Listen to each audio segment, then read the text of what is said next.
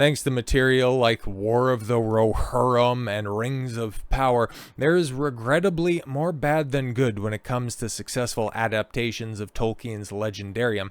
Now, I know I'm probably a little bit softer on the Hobbit movies. I still think that they're bad, but there is quite a bit of redeeming material in those 3 films, and especially if you watch the M4 book edit, then it's just a fantastic 4-hour movie. Highly recommend that. And of course, the trilogy kind of, it stands on its own, is, in my opinion, the finest piece of media that there exists, but just by sheer runtime, yeah, there is regrettably more bad than good, thanks Rings of Power. But when you factor in video games, this is one of those franchises that actually ends up faring better than several of its other contemporaries, because damn man, there's been a lot of really good Lord of the Rings games. Okay, the Lego Hobbit and the Lego Lord of the Rings games, those are both, very well regarded. The Shadow of games, Mordor and War, I hear very good things about that, especially, the Nemesis system and all that crap, but unfortunately, due to rights issues and the closing of Monolith Studios, what exactly is going to happen with that? What's Warner Brothers going to do with all of that crap? And then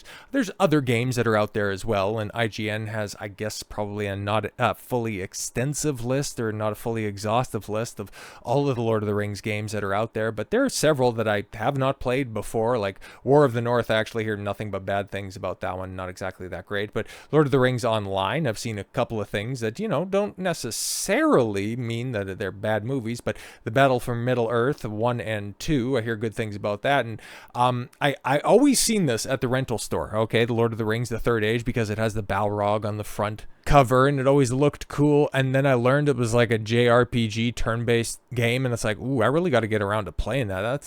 That is right up my alley, man. Okay, mixing Final Fantasy elements with Lord of the Rings, I am there for that one, okay? And then, yeah, the RTS Siege battles, the Battle from Middle-earth stuff, the Lego Lord of the Rings games, of course, they're tremendous, and then, games that I talk about ad nauseum, and I don't know why they have 2 towers ahead of Return of the King, because the Return of the King has a far more exhaustive and extensive mechanics I really love, and I remember playing that game.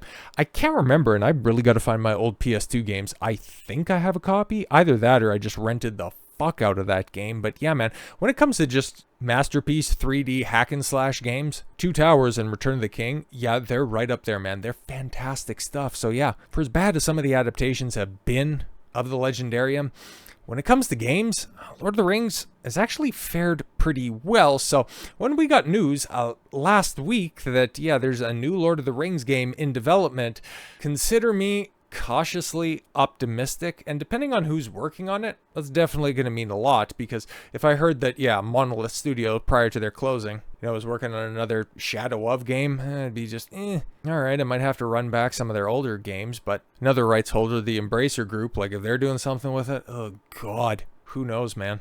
But okay, then we got some more details, some very loose outlines, because this is all, these are all rumors, but they're coming from the same people that were saying very nice things about the likes of, say, the Wolverine game that ended up boring out true. So there's probably some validity to this, and I would imagine within the next couple of months, we're very likely to get confirmation that this is a thing. And honestly, if the rumors hold true, this could be good. Could be real good. A brand new Lord of the Rings game is in development and has been for some time.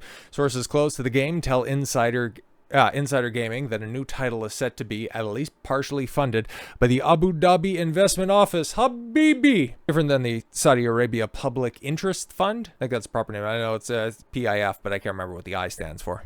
That ended up agreeing to the buyout of EA. So this is same region of the world, different princes with their white linen. This funding should roughly equate to $100 million, give or take, so not an insignificant amount of money. The deal has been in the works. It has been in the works since last year, and while not signed yet due to a number of moving parts, it is said to be made official soon. What does soon mean? Well, hopefully, within the next couple of months, like I said. And it could happen as early as next week. Okay, well, maybe even by the time that you guys see this video, it has been confirmed. We haven't really heard hide nor hair about this since this rumor broke, so we'll see. Regarding current funding of the game's development, it has been funded internally. As far as what the game could be, sources didn't want to say too much. What was said, however, is that it will be a third-person action game that is designed in a way to compete with Hogwarts Legacy. interesting, because that's quite an interesting premise. So if it's taking, inspiration from Hogwarts Legacy, how exactly does that transfer over to whatever story is going to be adapted for this game? Like, do you create your own race of character? Do you have somebody from the realm of men? Do you have an elf? Do you have a dwarf? Do you have a hobbit? And you go about the world and try to flesh out their skills that way, all culminating in a big battle against, and depending on the age that's out there, it could be Morgoth, it could be Sauron, it could be Glaurung. Like, I would really like, honestly, like, okay, if we're doing full wish fulfillment on this one, I would really like to have the first age. Could we do the first age? Because that would be awesome, because there's so many big bads that are out there, and really working through everybody all the way up until Morgoth. Like, there's a cool story to be telling there, because you could go, through the different strongholds that he had, like Angbad, or not Angbad, Farbad and Utumno, forging different alliances with the different tribes of men and the different elves, working together with either the Teleri elves or Noldor elves. Like, there's a whole bunch of cool stuff that you could do there. So yeah, honestly, like, if I was designing this, I would have it run through the first stage, because go through all of those different strongholds, and then you'd have Sauron as second in command out there, just having a more direct impact before you get to the final boss that would be Morgoth. Then you'd also have, your little mini bosses, the dragons or Balrogs. It's like, hey, that could be really cool, man. That'd be really ripe for a video game. But in addition to the ADIO, it is said that multiple parties are involved with the game, including Embracer, Revenge, and other studios. Yeah, because we don't know for sure who's working on this. Embracer, has had the rights to Lord of the Rings IP for video games since 2022, when it paid nearly $400 million. And since then, what have they done? The Return to Moria game, Return to Moria game, which I think got received fairly well, but they haven't really done all that much. All right, Tales of the Shire, fucking oof.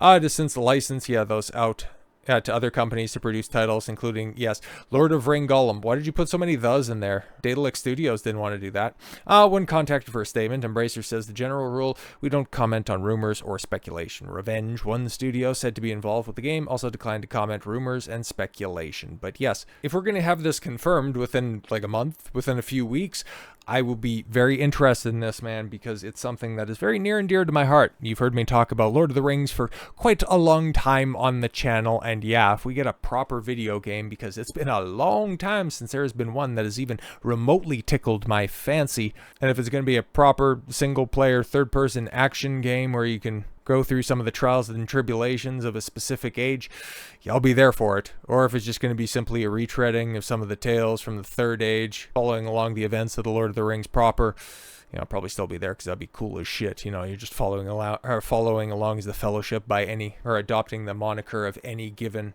member of the Fellowship.